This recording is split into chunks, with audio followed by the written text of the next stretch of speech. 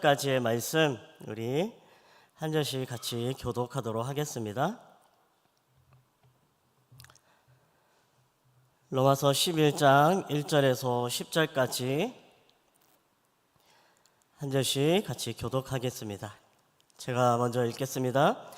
그러므로 내가 말하노니 하나님이 자기 백성을 버리셨느냐? 그럴 수 없느니라. 나도 이스라엘이뇨 아브라함의 씨에서 난 자요 베냐민 지파라. 하나님이 그 미리 아신 자기 백성을 버리지 아니하셨나니 너희가 성경에 엘리야를 가리켜 말한 것을 알지 못하느냐? 그가 이스라엘을 하나님께 고발하되 주여 그들이 주의 선지자들을 죽였으며 주의 제자들을 헐어버렸고 나만 남았는데 내 목숨도 찼나이다 하니 그에게 하신 대답이 무엇이냐? 내가 나를 위하여 바알에게 무릎을 꿇지 아니한 사람 7,000명을 남겨두었다 하셨으니 그런즉 이와 같이 지금도 은혜로 택하심을 따라 남은 자가 있느니라. 만일 은혜로 된 것이면 행위로 말미암지 않음이니 그렇지 않으면 은혜가 은혜되지 못하니라. 그런즉 어떠하냐? 이스라엘이 구하는 그것을 얻지 못하고 오직 택하심을 입은 자가 얻었고 그 남은 자들은 우둔하여 졌느니라. 기록된 바 하나님이 오늘까지 그들에게 혼미한 심령과 보지 못할 눈과 듣지 못할 귀를 주셨다 함과 같으니라. 또 다윗이 이르되 그들의 밥상이 올무와 덫과 거치는 것과 보응이 되게 하시옵고 그들의 눈은 흐려 보지 못하고 그들의 등은 항상 굽게 하옵소서 하였느니라. 아멘. 할렐루야. 오늘도 우리가 드려지는 모든 예배 가운데 또 성령의 단비가 흐르는 귀한 예배가 되기를 소원합니다. 유대인들의 교육 방법은 탁월하기로 정평이 나 있습니다. 그들은 자녀가 어려서부터 고상한 꿈을 갖고 매사에 긍정적으로 이제 생각을 하도록 교육을 합니다. 그래서 예를 들어서 이제 구약에 나오는 다윗과 골리앗의 이야기를 이제 자녀들에게 가르칠 때 이렇게 설명을 한다고 합니다. 얘야, 사울 왕과 이스라엘 군대가 블레셋하고 싸울 때 골리앗이라는 무시무시한 거인이 나타났거든. 그때 기가 질린 사울 왕과 이스라엘 군사들이 뭐라고 떠들었는지 아니? 너무 커서 상대할 수 없어 라고 했단다.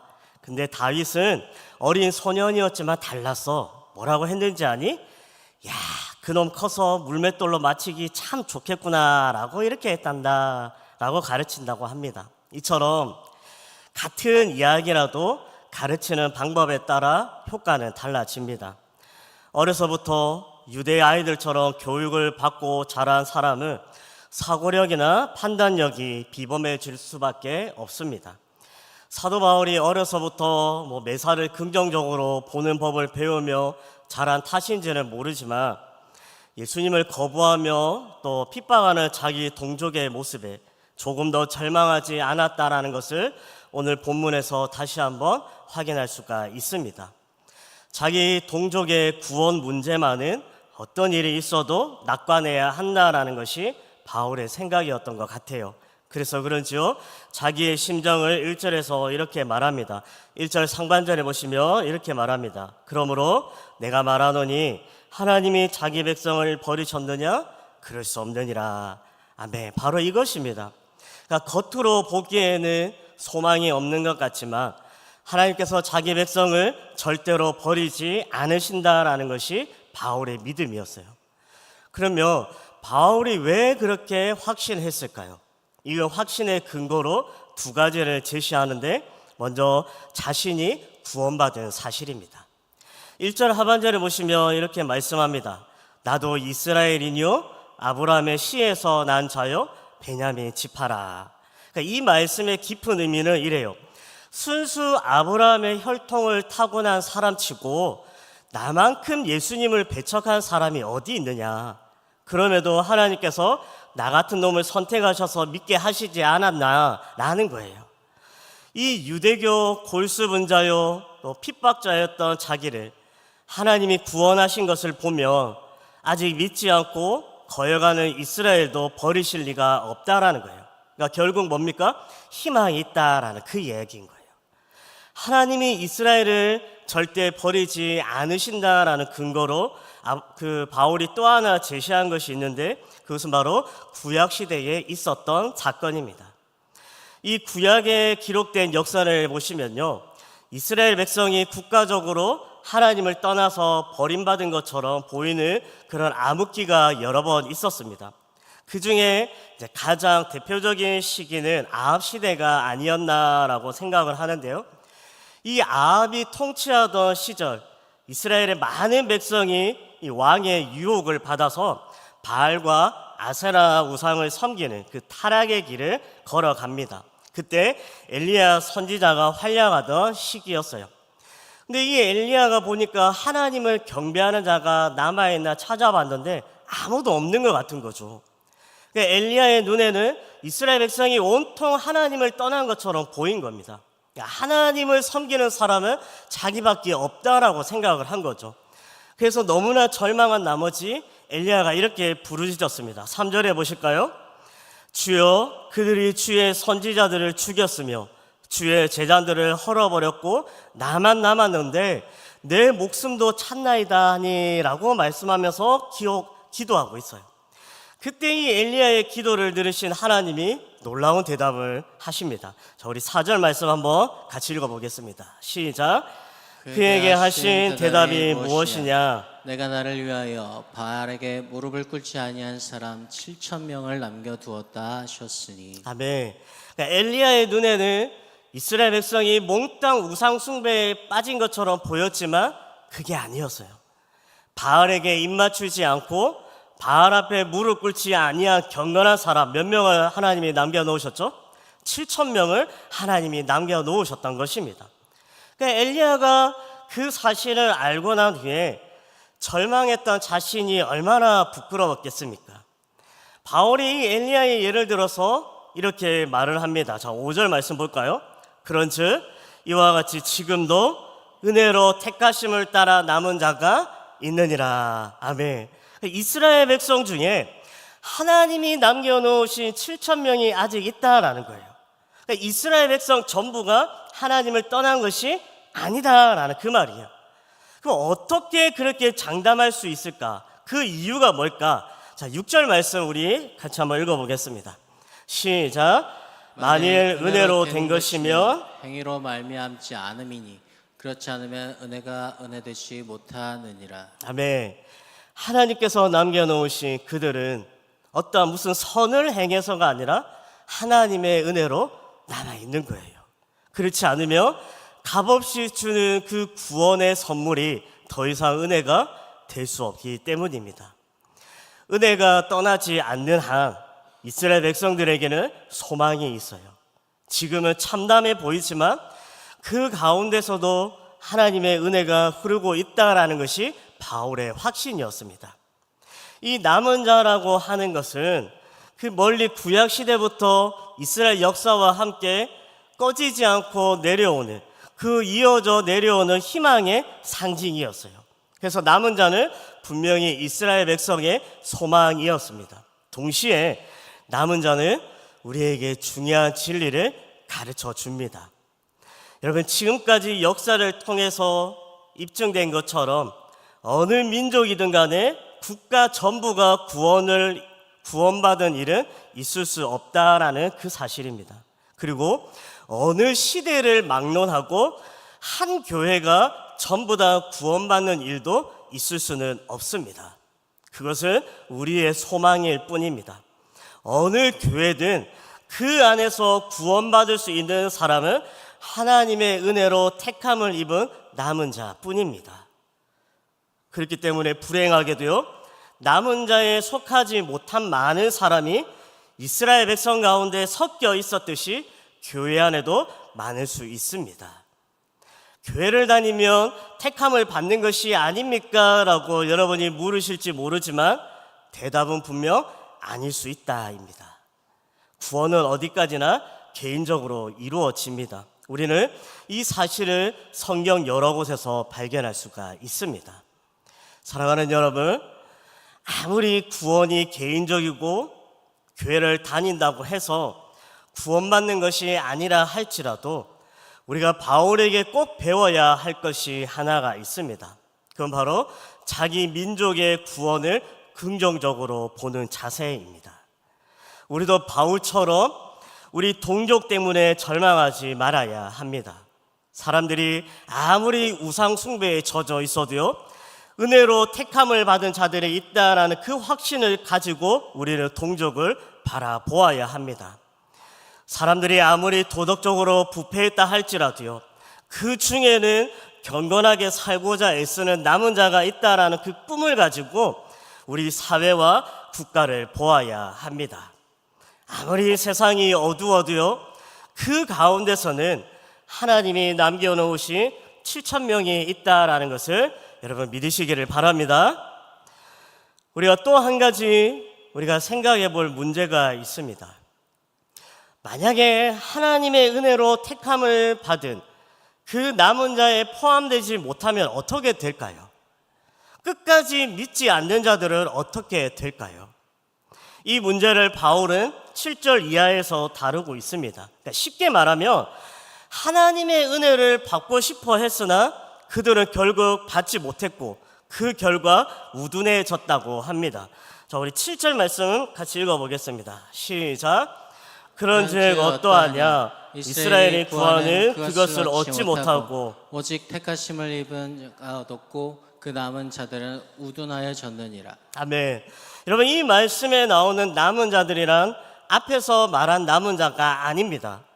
하나님이 택한 자들을 제외한 남은 자들을 가리키는 그 말이에요. 자, 그리고 우리 8절 말씀 한번 볼까요? 같이 읽어보겠습니다. 시작. 기록된 바 하나님이 오늘까지 그들에게 혼미한 심령과 보지 못할 눈과 듣지 못할 귀를 주셨다 함과 같으니라. 아멘. 하나님이 은혜를 주시지 않으면 사람은 우둔해집니다. 이 우둔은요, 영적인 일에 대해서 전혀 반응을 보이지 못하는 것을 말하는 거예요. 그래서 이 우둔의 원래 뜻이 뭐냐? 여러분, 그 일을 많이 한 사람을 보시면 손에 무슨 살이 배기죠? 굳은 살이 이렇게 배기잖아요. 그러면 거기에 살갗이 두터워져 가지고 감각이 없어집니다. 그렇죠, 여러분? 이 무감각 상태가 뭐냐? 바로 우둔의 원래 의미예요. 그러니까 우둔해졌다라는 것이 뭐냐? 신령한 것에 대해서 아무리 설명해줘도 귀가 열리지 않는 상태를 말하는 거예요. 그러니까 감각이 전혀 없는 살갗처럼 신령한 일에 반응하지 못하는 굳은 마음을 의미하는 게 바로 우둔하다라는 거예요. 우리는 참 이해하기 어려운 말씀을 우리가 지금 앞에 놓고 있습니다. 여러분, 7절 우리 다시 한번 볼까요? 다시 한번 읽어보겠습니다. 시작. 그런즉 어떠하냐? 이스라엘이 구하는 그것을 얻지 못하고 오직 택하심을 입은 자가 얻었고 그 남은 자들은 우둔하여 졌느니라. 아멘. 구원을 받고 싶어 하는데도 못 받았다, 그 말이에요. 얻고 싶어도 구하는데도 얻지 못했다라는 거예요. 그러니까 하나님이 고의적으로 은혜를 주지 않으셨다라는 거예요. 더 나아가서 우둔하게 만드셨다라고 말하는 거예요. 자, 그러니까 이 우둔해진 책임이 누구에게 있는 것 같아요, 지금? 그렇죠? 마치 하나님에게 그 책임이 있는 것처럼 말하고 있어요. 여러분, 이 사실은요, 우둔해진 근본 원인이 우리 자신의 부패한 성품에만 있는 것이 아님을 이야기해 주는 거예요. 그러니까 우둔함의 배후에는 뭐가 있습니까? 하나님의 그 불가사의한 숨은 뜻이 작용하고 있는 거예요. 우리 8절 말씀도 다시 한번 볼까요? 같이 읽어볼게요. 시작.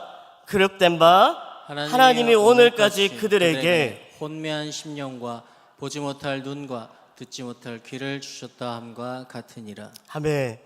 하나님이 그들에게 혼미한 심령을 주셨고 보지 못할 눈을 주셨고 듣지 못할 귀를 주셨다라고 말하고 있습니다.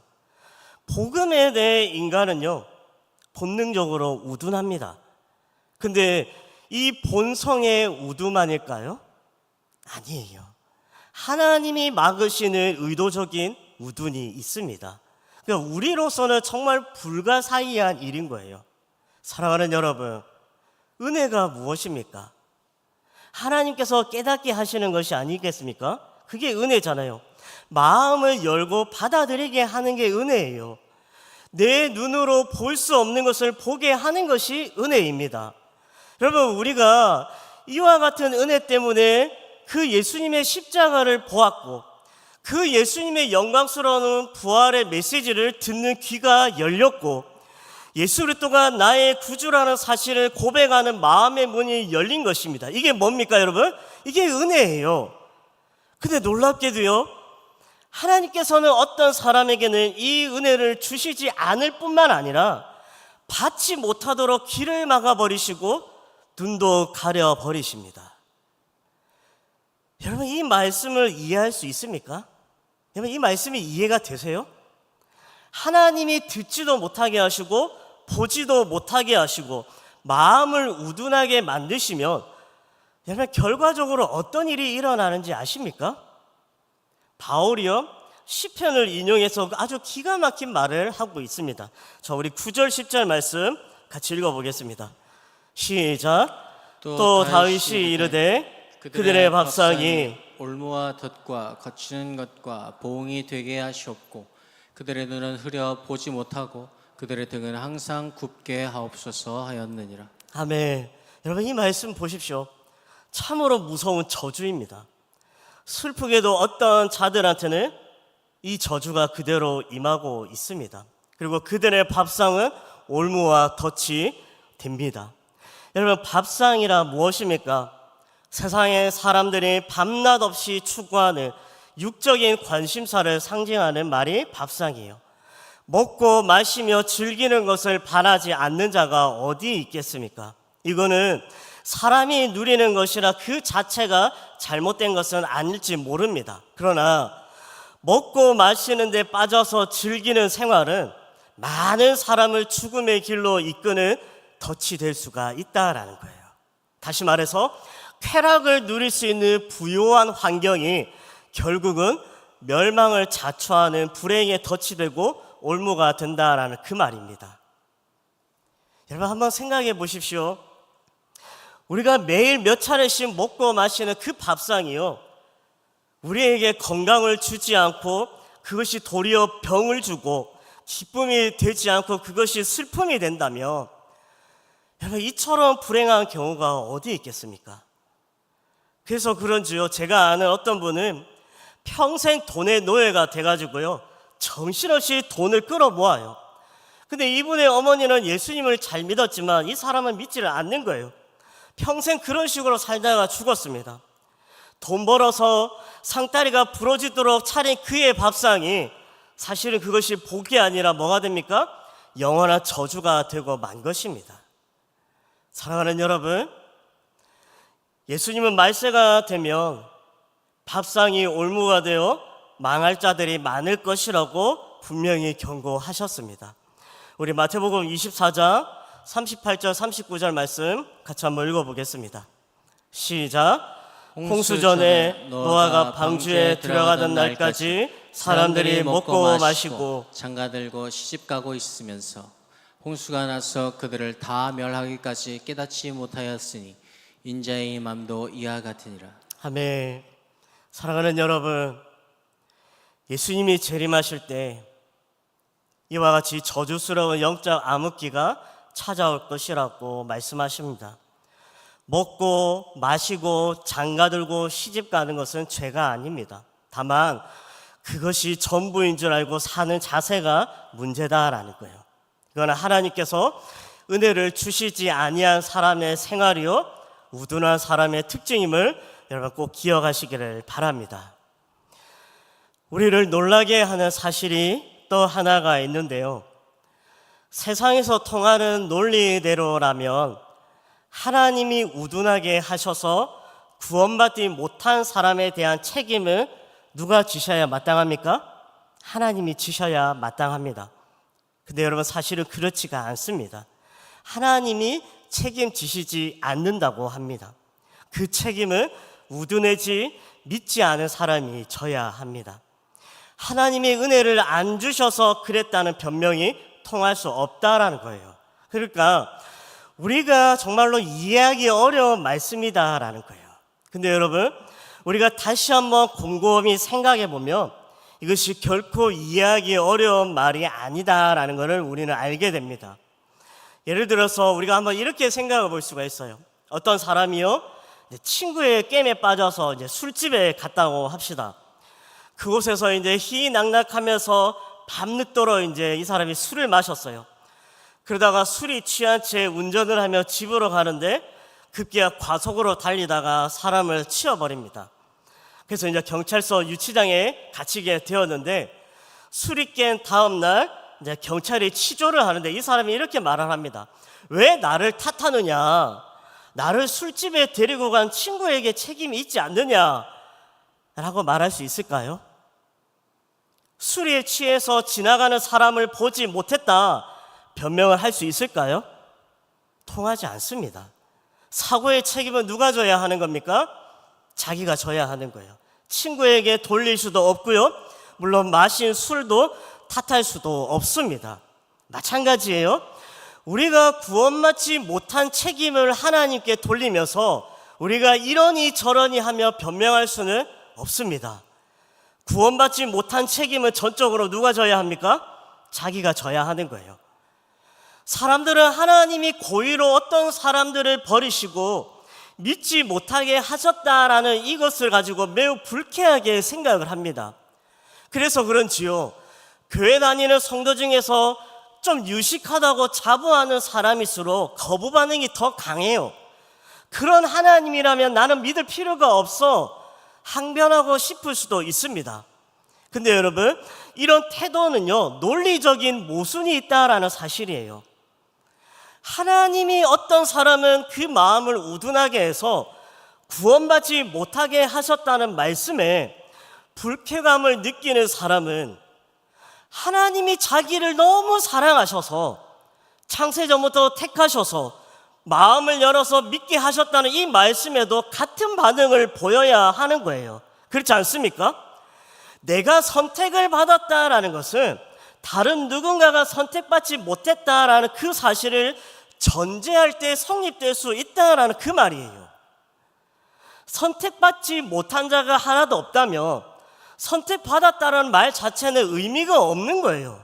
그렇지 않습니까? 이 사실은 의미를 잃어버리는 거죠. 그러므로 내가 만약 하나님의 특별한 은혜로 남은 자가 되었다고 합시다. 그러면 어떤 사람은 우둔한 자로 남아 있어야 하는 거예요. 어떻게 보면 나를 구원하느라 하나님의 관심권 밖으로 밀려난 사람들이 있는 것입니다. 이해가 되십니까, 여러분? 그들에게 하나님의 은혜를 베풀지 않는 것이 나 때문인지 누가 압니까? 야곱이요, 야곱과 에서 가운데 어차피 하나만 택해야 했다면 야곱이 하나님 앞에 가서 왜 형을 버렸느냐라고 따질 수 있겠냐라는 그 말이에요. 그래서 이런 의미에서 보면 어떤 사람을 하나님이 고의로 버리셨다라는 사실에 대해서 우리는 반발하면 안 되는 거예요. 그건 논리적으로 맞지가 않습니다. 내가 예수님을 믿도록 내 마음을, 부드러운 마음을 주시고 들을 수 있는 귀를 주셨다고 한다면 하나님이 버림받은 사람에게 들을 귀를 주지 않으신 것도 논리적으로 통하는 이야기다라는 거예요. 사랑하는 여러분, 여러분은 선택받았음을 믿습니까? 그러면 하나님이 버리신 자가 있다는 것도 믿어야 합니다. 하나님이 내 마음을 부드럽게 하셔서 내가 복음을 듣게 하셨다고 여러분 믿으십니까? 그러면 복음을 듣지 못하도록 귀를 막으신 사람도 있다는 것을 우리는 믿어야 합니다. 여러분, 이것을 믿지 않으면 나를 선택하신 역사는 의미를 잃어버립니다. 같은 설교를 들어도요, 10명 중에서 한두 명은 뜨거운 감격을 가지고 복음을 받아들입니다. 그러나 그 외 분들은 아무런 가치가 없는 것처럼 비웃거나 싫어하거나 아무 생각이 없습니다. 이 현상을 가지고 단지 마음이 악해서라는 이유로 설명할 수 있을까요? 마음이 악한 것은 믿는 우리도 마찬가지다라는 거예요. 여러분, 부모님이 나란히 앉아서 예배를 드릴 때에 어머니는 마음을 열고 하나님의 말씀을 받아들이고 있는데 아버지는 눈을 감고 조는지 전혀 반응이 없습니다.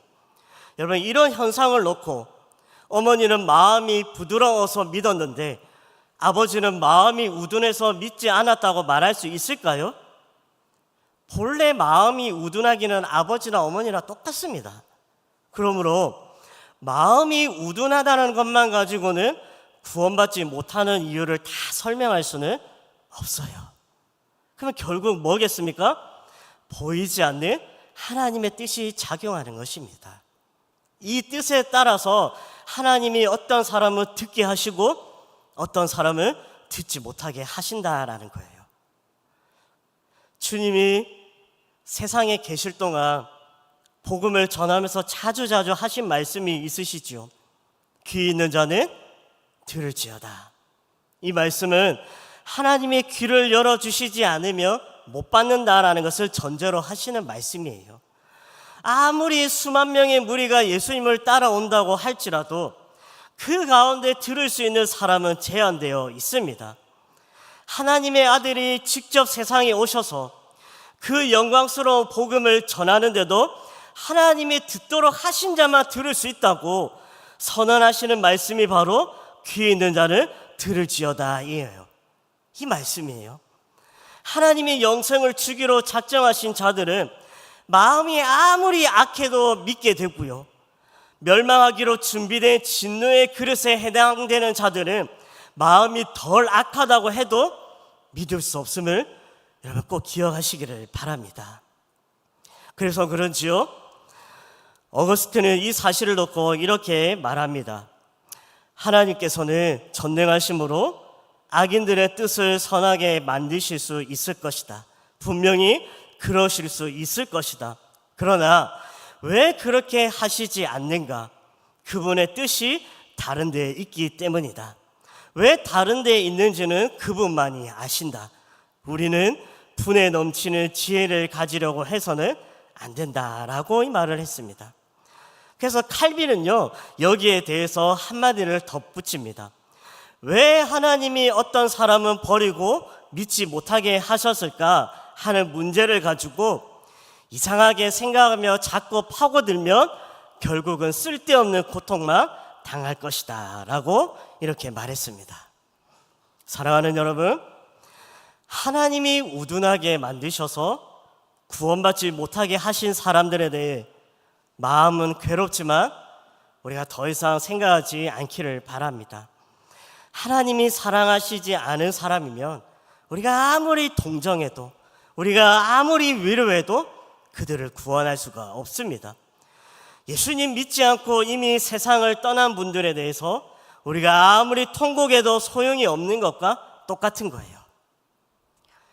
우리는 지금까지 하나님이 왜 저 사람들을 버리셨을까 하는 질문에 우리는 관심을 기울였습니다.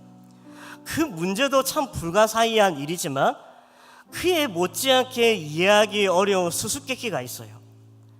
왜 나 같은 사람을 택하셨을까? 왜 믿고 싶지도 않았던 나에게, 전혀 나는 하나님에서 관심도 없었던 나에게 듣는 귀를 주시고 보는 눈을 주시고 깨닫는 마음을 주셨을까 이거예요. 이 문제는요, 왜 저 사람은 마음을 우둔하게 만드셔서 믿지 못하게 하셨을까, 그것보다 훨씬 더 풀기 어려운 수수께끼입니다. 버림받은 자에 대해 대답할 수 우리가 없는 것처럼 택함을 받은 나에 대해서도 대답할 수 없는 것은 마찬가지예요. 하나님, 왜 저 같은 놈을 택하셔서 은혜를 주셨습니까? 하고 여러분이 밤낮 없이 고민해 보십시오. 아무리 논리를 펴서 증명해 보려 해도 답을 할 수가 없습니다. 버림받은 자를 놓고 하나님 왜 그 사람을 우둔하게 만드셔서 믿지 못하게 하셨습니까? 라고 따질 때와 같은 거예요. 그러므로 사랑하는 여러분, 우리는 겸손해야 합니다. 나 자신의 구원에 대해 이 수수께끼도 풀지 못하면서 다른 사람이 버림받은 문제를 가지고 우리가 하나님을 향해 이러니 저러니 할 수는 없습니다. 그래서 그런지요, 존 뉴튼이라는 사람이 남긴 유명한 말이 있습니다. 이 사람이 이렇게 말합니다. 만일 당신이 천국에 들어가면 3번 놀랄 것입니다. 첫째는 천국에 와 있을 줄 알았던 사람이 안 보여서 놀랄 것입니다. 둘째는 천국에 갈 수 없을 것이라고 생각했던 사람이 그 자리에 와 있는 것을 보고 놀랄 것입니다. 셋째는 노예 상인으로 악명 높았던 존 뉴튼이, 그러니까 본인 자신이죠, 그곳에 들어오는 것을 보고 놀랄 것입니다 라고 말했습니다. 자기가 하나님에게 왜 선택되어 구원받았는지 아무리 생각해도 그 이유를 알 수 없어서 감격하고 감사하는 것이 바로 은혜 받은 사람의 특징인 거예요. 사랑하는 여러분, 우리의 가장 큰 수수께끼는요, 하나님 왜 저 사람을 우둔하게 하셨는가가 아니에요. 왜 나 같은 사람을 믿게 하셨는가입니다. 이 풀 수 없는 불가사의한 진리 때문에 우리가 날마다 얼떨때해야 하는 자기 예수 믿는 사람이요, 황송해서 몸둘 바 모르는 그런 사람이 예수 믿는 사람이요, 감사하고 찬송하면서 하나님을 영화롭게 하지 않으면 견딜 수 없는 자가 예수 믿는 사람인 것입니다. 사랑하는 여러분, 여러분에게 이 감격이 있습니까? 여러분, 이 감격이 있으면요, 세상살이가 아무리 고생스러워도 범사에 감사할 수가 있습니다. 여러분 마음속에 이 감격이 샘솟기를 소원합니다. 오늘 우리 모두에게 반석에서 터지는 그 샘물처럼 이 감격이 넘치도록 성령께서 여러분에게 은혜 주시기를 주님의 이름으로 간절히 소원합니다. 우리가 같이 들은 말씀을 같이 기억하며 우리 하나님 앞에 같이 찬양하며 기도하도록 하겠습니다.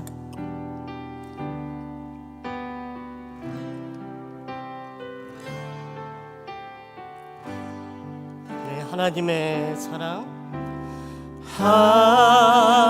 하나님의 사랑, 주님의 눈물, 온 세상이 하여 잃어버린 영혼 찾아 오신 주님, 지금도 우리를 사랑해.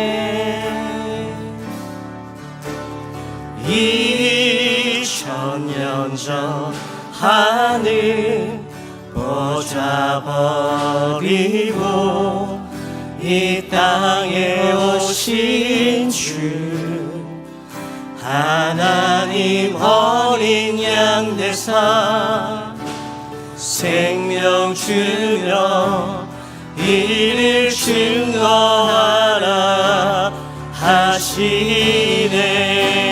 나는 믿네, 거저가는 귀한 사랑, 그 누가 대신하리요.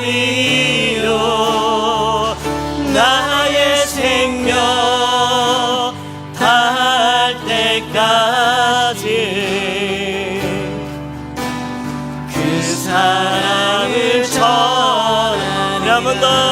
나는 믿네, 나는 믿네, 거저가는 귀한 사랑, 그 누가 대신하리요. 나의 생명 다할 때까지 그 사랑을 전하리라. 우리 한번 같이 기도하기를 원합니다. 우리 하나님 앞에 우리의 마음을 담아서 믿음으로 고백하며 좋겠습니다. 하나님, 나를 구원해 주셔서 감사합니다. 하나님, 나를 예수 믿게 하셔서 감사합니다. 이 놀라운 그 구원의 능력을 우리가 기억하며 하나님, 오늘도 죽어가는 그 영혼들에게 이 복음의 감격을, 구원의 감격을 전하는 자로서 살아가겠습니다. 하나님, 나에게 힘을 더하여 주옵소서. 하나님, 나에게 은혜를 더하여 주옵소서. 입술을 열어 주옵소서. 나를 구원하신 것처럼 오늘도 죽어가는 영혼들을 향한 그 하나님의 계획하심이 있음을 믿고 나아갑니다. 한 손에 복음 들고 한 손에 사랑 들고, 하나님, 내가 이 지역 곳곳을 누리며 주의 복음을 전하는 자로 살아가겠습니다. 우리가 이 시간에 이렇게 결단하는 마음으로 우리 같이 주여 한번 부르며 하나님 앞에 같이 기도하겠습니다. 주여,